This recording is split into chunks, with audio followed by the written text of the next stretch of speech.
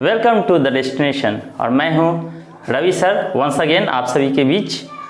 इससे पहले मैंने एक टॉपिक लाया था आप सभी के लिए केस का, और जैसा कि मैंने पढ़ाया था केस 3 प्रकार के होते हैं, जिसमें पहला जो टॉपिक था केस में subjective case, it means nominative case को मैंने बताया था पिछले टॉपिक में। नॉमिनेटिव केस को ही हम सब्जेक्टिव केस बोलते हैं, अर्थात कर्ता कारक। तो मैं पिछले जो क्लास थी उसको थोड़ा सा रिवीजन के लिए मैं थोड़ा सा आप लोगों को प्रैक्टिस करा देता हूँ। उसके बाद फिर नेक्स्ट जो आज का चैप्टर है जो मैं आप सभी को पढ़ाने वाला हूँ वह है ऑब्जेक्टिव केस। तो सबसे पहले हम सब्जेक्टिव केस का थोड़ा सा रिवीजन फिर से करा दूँ। तो आइए, मैंने एक सेंटेंस लिखा है फॉर एग्जाम्पल में, वह आम खाता है। वह आम खाता है, इसमें अगर मुझे सब्जेक्ट के बारे में जानना है और पता लगाना हो तो किस प्रकार हम पहचानेंगे। तो जैसा कि मैंने लिखा वह आम खाता है, नॉर्मली ये तो बहुत सारे हैं जो नॉर्मली समझ लेते हैं कि सब्जेक्ट शुरू में होता है वही सब्जेक्ट होता है, लेकिन कुछ ऐसे ही बहुत सारे एग्जांपल्स हैं जिसमें आप कंफ्यूज हो जाते हैं कि सब्जेक्ट कौन है। तो उसके लिए मैं एक छोटा सा एक सरल भाषा में मैंने एक पिछले क्लास में रखा था वीडियो, आप उसको देखना चाहते हो तो मेरे लिंक में जाके फिर से उस डिस्क्रिप्शन में जाके उसको सर्च कर सकते हैं। तो जैसा कि यहाँ वह आम खाता है, इसमें अगर मुझे सब्जेक्ट के बारे में जानकारी लेनी हो तो सबसे पहले किसी भी सेंटेंस में सब्जेक्ट के बारे में अगर जानना हो तो सबसे पहले सब्जेक्ट के लिए वर्ब को पहचानेंगे। सबसे पहले किसको पहचानेंगे? वर्ब को चुनेंगे। तो वह आम खाता है, उसमें वर्ब क्या है?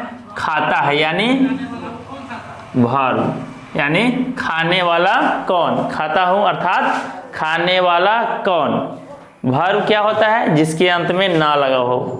किसी भी जो भी वर्ड्स हैं, जो अगर किसी भी नाउन को छोड़कर दुनिया में जितने भी वर्ड है जिसके अंत में क्या लगा हो? ना लगा हो, अर्थात वह वर्ब कहलाएगा। तो वह आम खाता है में खाता है एक वर्ब है, अर्थात खाना, खाना से बना है खाता है। तो उसमें सब्जेक्ट का अगर पता लगाना हो तो हम अपने आप से क्वेश्चन करेंगे, खाता है अर्थात खाने वाला कौन। खाने वाला कौन एक क्वेश्चन है, और इस क्वेश्चन का जो भी आवाज होगा वो सब्जेक्ट कहलाएगा। तो इस सेंटेंस में वह आम खाता है, तो क्वेश्चन क्या है यहाँ? खाने वाला कौन, और इसका जवाब मिला कौन? खाने वाला कौन? तो वह, अर्थात वह क्या हो गया? सब्जेक्ट हो गया। वह क्या हो गया?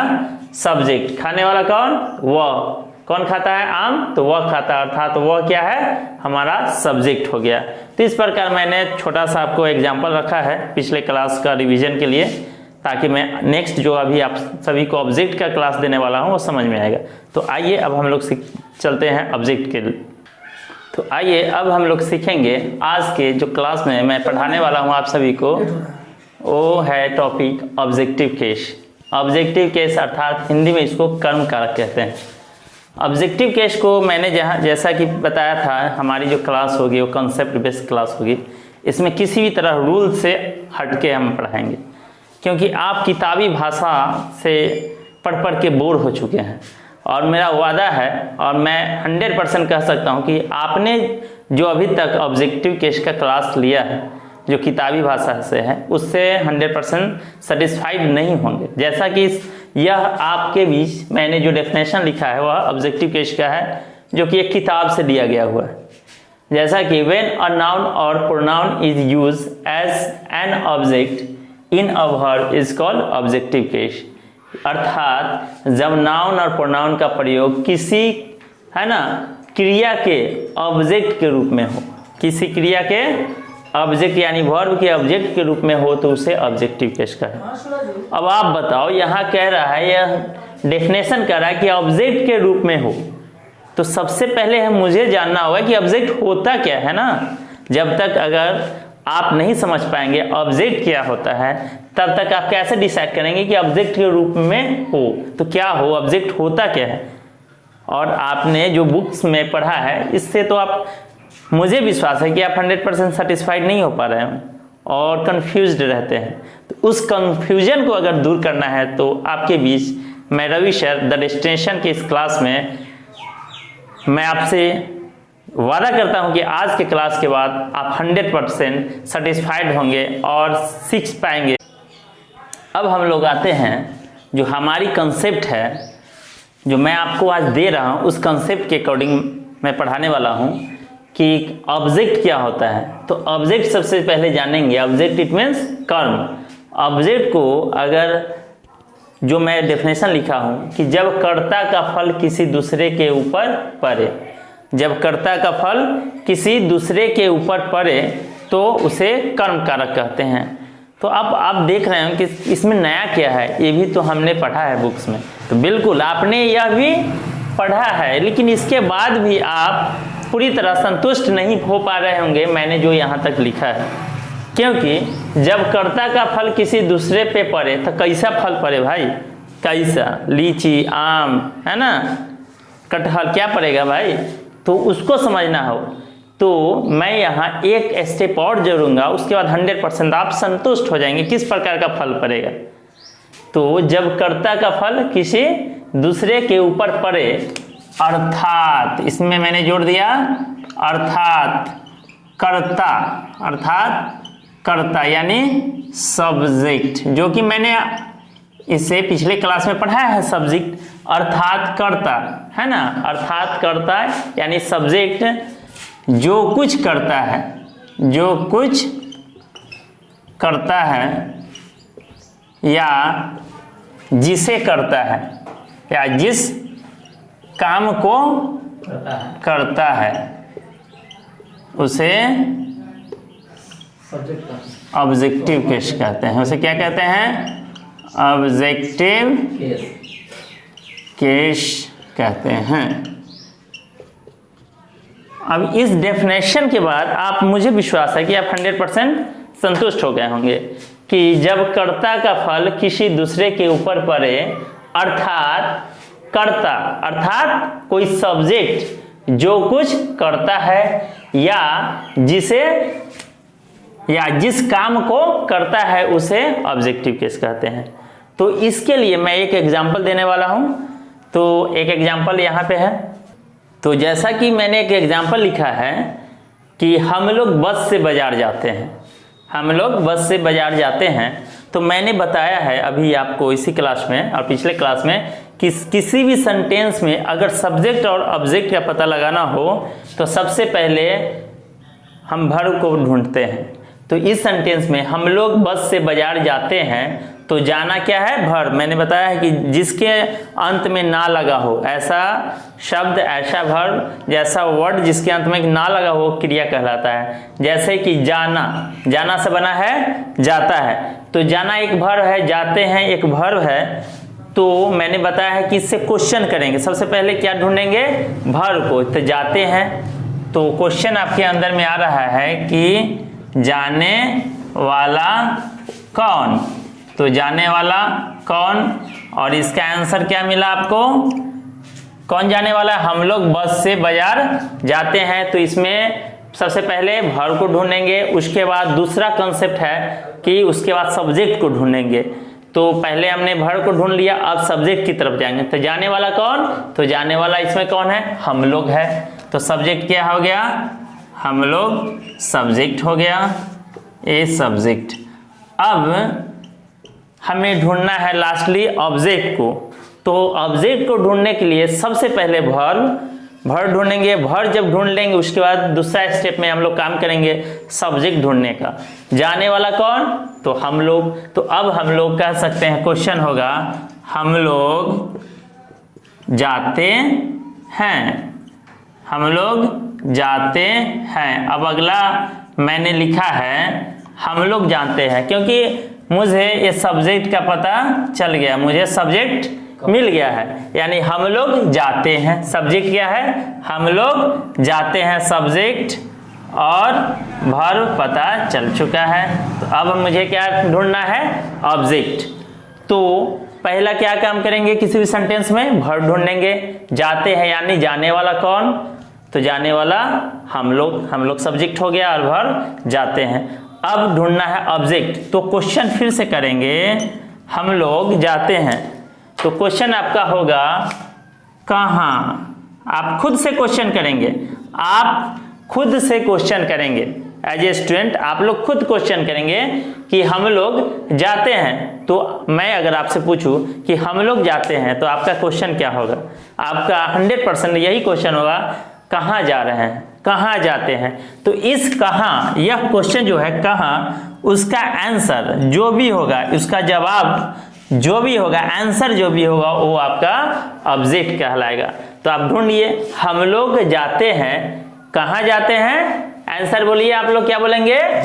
बाजार जाते हैं। इसका मतलब ऑब्जेक्ट आपको क्या मिल गया? बाजार। आंसर मिल गया बाजार। तो इस प्रकार ऑब्जेक्ट आपको क्या मिलता है? बाजार। तो है ना एक यूनिक क्लास। आप लोगों को अगर समझ में आ रहा है मेरा क्लास, तो एक बार मैं फिर से रिपीट कर दूं। सर जो बॉस रह गया वो बॉस क्या है? तो आप किसी भी सेंटेंस में ऑब्जेक्ट के बाद एक कंसेप्ट है, कोई भी दुनिया के कितने भी बड़े सेंटेंस हो, उसको सब्जेक्ट वर्ब ऑब्जेक्ट अगर ढूंढना हो तो उसके लिए क्या करते हैं? सबसे पहले सब्जेक्ट, सबसे पहले वर्ब को ढूंढेंगे। तो हम लोग बस से बाजार जाते हैं, जाना एक वर्ब है, तो जाने वाला कौन? हम लोग, सब्जेक्ट हो गया। हम लोग जाते हैं, तो हम लोग जाते हैं, क्वेश्चन आपका होगा कहाँ जाते हैं? तो आंसर क्या मिला? बाजार, यानी कि बाजार हो गया ऑब्जेक्ट। अब उसके बाद जो अगला स्टेप है वो अदर वर्ड्स में हम लोग डालेंगे। जैसे हम लोग, अब क्वेश्चन आपका सेंटेंस बनता है, अब आपका जो सेंटेंस है, हम लोग बाजार जाते हैं, हम लोग बाजार जाते हैं। तो आपका जो क्वेश्चन होगा, कैसे जाते हैं भाई? हम लोग कैसे जाते हैं? तो आंसर क्या होगा? बस से जाते हैं। अर्थात आप सेंटेंस जब भी बनाएंगे तो सबसे पहले क्या बनाएंगे इसमें? हम लोग। तो हम लोग का इंग्लिश क्या हो जाएगा? हम लोग का इंग्लिश, अगर इस सेंटेंस को इंग्लिश में अगर बनाना हो तो होगा हम लोग का वी। उसके बाद क्या है? वर्ब मैंने बताया है लिखना है, तो हम लोग वी गो। कहाँ जाते हैं? To market. देखिए, सब्जेक्ट, वर्ब और ऑब्जेक्ट मिल गया। बाकी हम लोग बाजार जाते हैं, क्या चीज से? तो बाजार से। तो क्या हो जाएगा यहाँ? बस से जाते हैं तो बाय बस, यानी कि अदर वर्ड्स में आ जाएंगे, है ना। तो इस प्रकार आप सब्जेक्ट, वर्ब और ऑब्जेक्ट का पता लगा सकते हैं किसी भी सेंटेंस में।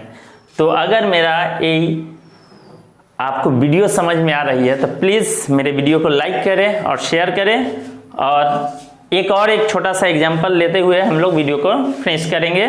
तो एक छोटा सा आपके लिए एक एग्जाम्पल मैं देना चाहूँगा। एक और जैसे एग्जाम्पल आपके लिए, एक और एग्जाम्पल, जैसा कि अक्सर बच्चे होते हैं छोटे छोटे सेंटेंस में सब्जेक्ट ऑब्जेक्ट को पहचान लेते हैं, लेकिन मैं आप एक उससे थोड़ा सा बड़ा सेंटेंस मैंने लिखा है, इसमें आप ढूंढिए सब्जेक्ट और ऑब्जेक्ट को।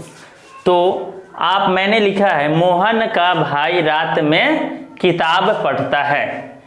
तो अक्सर देखा गया है, मेरा एक जो एक्सपीरियंस है कि ऐसे सेंटेंस में अक्सर बच्चे कभी मोहन को सब्जेक्ट मानेंगे तो कभी भाई को सब्जेक्ट मानेंगे, यानी एक ही सेंटेंस में दो दो सब्जेक्ट का जो लफड़ा है अक्सर वो बच्चे मिस करते हैं और ढूंढ नहीं पाते आखिर सब्जेक्ट कौन है, दोनों में कंफ्यूज्ड हो जाते हैं। तो इस बात को मैं इस प्रकार समझाना चाहूँगा कि यहाँ पे अगर क्वेश्चन को समझना हो तो हम लोग यहाँ देखेंगे कि सबसे पहले मैंने जो ट्रिक बताया वही ट्रिक के ऊपर काम करेंगे। जैसे पढ़ाता है, यानी पढ़ाने वाला कौन? पढ़ाता है, वर्ब हो गया। तो क्वेश्चन क्या करेंगे? पढ़ाता है अर्थात पढ़ाने वाला कौन? तो कौन पढ़ा रहा है? मोहन पढ़ा रहा है कि पढ़ाने वाला भाई है? भाई। तो इसमें पता चले पढ़ाने वाला कौन? तो पढ़ाने वाला मोहन का भाई। तो यानी कि अगर इसके अनुसार अगर ये सब्जेक्ट भाई है, यानी दो सेंटेंस यहाँ मोहन और भाई, तो दोनों में से किसके अकॉर्डिंग हम वर्ब का सिलेक्शन करेंगे? तो किसके अकॉर्डिंग करेंगे? भाई के अकॉर्डिंग।